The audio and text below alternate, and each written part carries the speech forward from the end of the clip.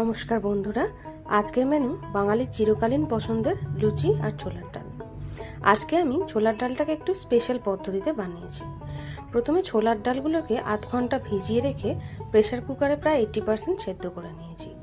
এবার কড়াইতে তেলের সাথে 1 চামচ গাওয়া ঘি অ্যাড করে তাতে কাজু আর কিশমিশগুলো ভালো করে ভেজে নিয়েছি।